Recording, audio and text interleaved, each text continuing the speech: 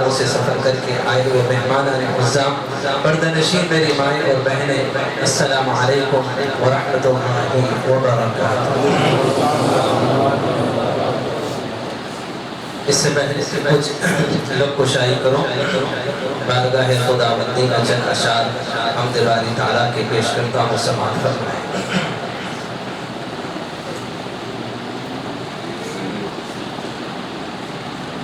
اے خدا مجھ کو تیری رضا چاہیے، اے خدا مجھ کو تیری رضا چاہیے، اے خدا مجھ کو تیری رضا چاہیے، جس عمل پہ تو خوش ہو صدا چاہیے، جس عمل پہ تو خوش ہو صدا چاہیے۔ اللہ اللہ اللہ اللہ اللہ اللہ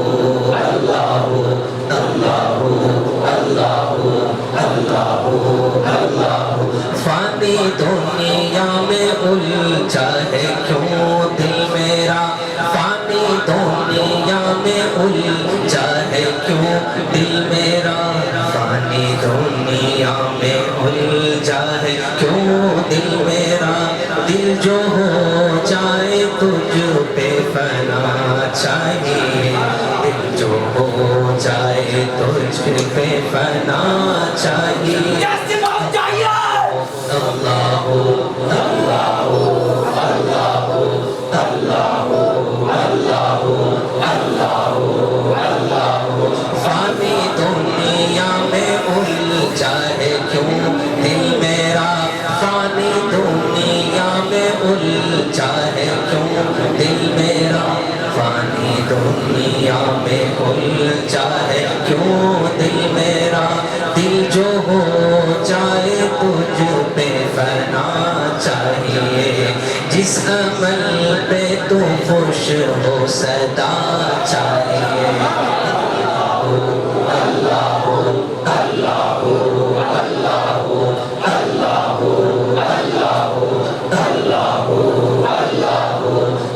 اللہ بہر اسیا کی موجیں تلا تم میں ہو، بہر اسیا کی موجیں تلا تم میں ہو، بہر اسیا کی موجیں تلا تم میں ہو، یا الہی تیرا آسرا چاہیے، یا الہی تیرا آسرا چاہیے، جس عمل پہ تو خوش ہو صدا چاہیے۔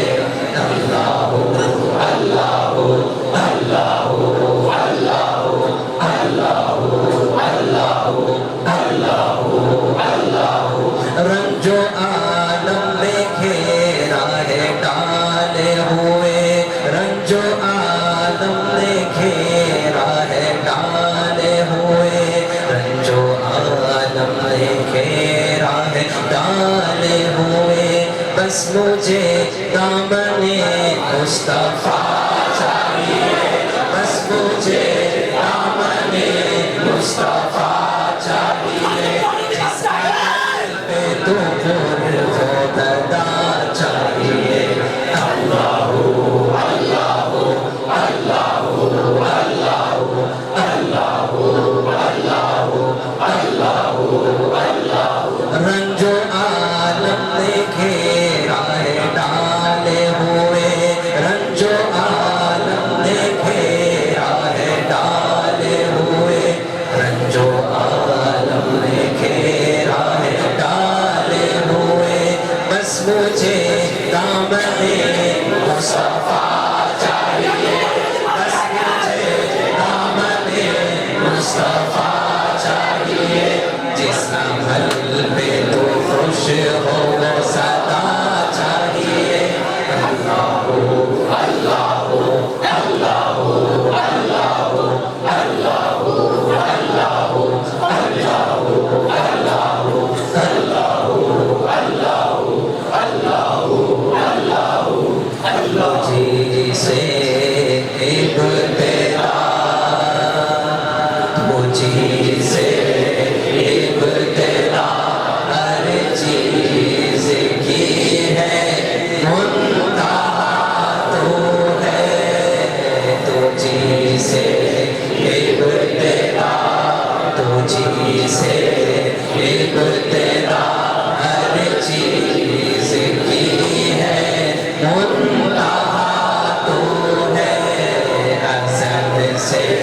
ताबद अज़ल से ताबद बेइब्तिदा